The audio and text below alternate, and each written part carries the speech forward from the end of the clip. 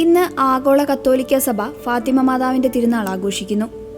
ലോകം സങ്കീർണമായ വെല്ലുവിളികളിലൂടെ കടന്നുപോകുന്ന ഈ കാലഘട്ടത്തിൽ ഫാത്തിമയിലെ പരിശുദ്ധ അമ്മ നൽകിയ സന്ദേശങ്ങൾ വലിയ പ്രസക്തിയുള്ളവയാണ്.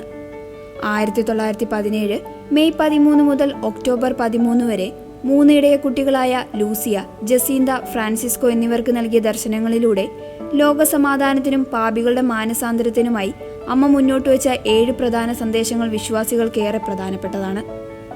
അതിലൊന്നാമത്തേതാണ് കഷ്ടപ്പാടുകൾ സഹിക്കാനുള്ള സന്നദ്ധത. ദൈവത്തിനെതിരായ പാപങ്ങൾക്ക് പരിഹാരമായും പാപികളുടെ മാനസാന്തരത്തിനായും ദൈവം നൽകുന്ന കഷ്ടപ്പാടുകൾ ഏറ്റെടുക്കാൻ നിങ്ങൾ തയ്യാറാണോ എന്ന് അമ്മ ചോദിച്ചു. അതേന്ന് കുട്ടികളുടെ മറുപടിക്ക് ദൈവകൃപ നിങ്ങളുടെ ആശ്വാസമായിരിക്കുമെന്നാണ് അമ്മ നൽകിയ വാഗ്ദാനം. അതിൽ രണ്ടാമത്തേതാണ് ലോകസമാധാനത്തിനായി ജപമാല ചൊല്ലുക എന്നത്. യുദ്ധങ്ങൾ അവസാനിപ്പിക്കുവാനും ലോകത്തിൽ സമാധാനം പുലരുവാനും എല്ലാ ദിവസവും ജപമാല ചൊല്ലി പ്രാർത്ഥിക്കാൻ പരിശുദ്ധ അമ്മ തന്റെ ആദ്യ ദർശനത്തിൽ തന്നെ ശക്തമായി ആവശ്യപ്പെട്ടിരുന്നു. അതിൽ മൂന്നാമത്തേതാണ് അമലോത്ഭവ ഹൃദയത്തോടുള്ള ഭക്തി.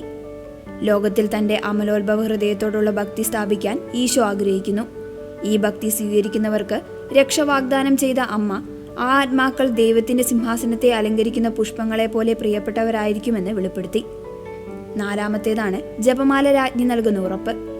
സമാധാനത്തിനായി ജപമാല രാജ്ഞിയെ ആശ്രയിക്കണമെന്നും അവിടത്തേക്ക് മാത്രമേ നമ്മെ സഹായിക്കാൻ കഴിയൂ എന്നും മൂന്നാം ദർശനത്തിൽ അമ്മ ഉറപ്പിച്ചു പറഞ്ഞു. അഞ്ചാമത്തേതാണ് പാപപരിഹാര പ്രാർത്ഥനകൾ.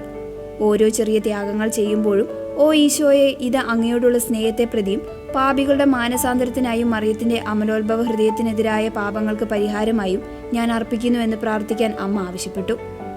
ആറാമത്തേതാണ് നരകത്തിൽ നിന്നുള്ള രക്ഷ. നരകത്തിലേക്ക് അനേകം ആത്മാക്കൾ നിബന്ധിക്കുന്നത് അവർക്കായി പ്രാർത്ഥിക്കാനോ ത്യാഗങ്ങൾ ചെയ്യാനോ ആരുമില്ലാത്തതിനാലാണെന്ന് അമ്മ സങ്കടത്തോടെ ഓർമ്മിപ്പിച്ചു. അതിനാൽ പാപികൾക്കായി വളരെയധികം പ്രാർത്ഥിക്കുവാനും ത്യാഗങ്ങൾ ചെയ്യുവാനും അമ്മ ആഹ്വാനം ചെയ്തു.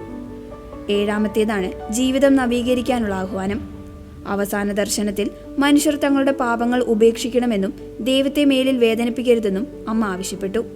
ദൈവം ഇതിനകം തന്നെ വളരെയധികം വേദനിക്കപ്പെട്ടിരിക്കുന്നു എന്ന അമ്മയുടെ വാക്കുകൾ ലോകത്തിന് നൽകുന്ന വലിയൊരു താക്കീതാണ്.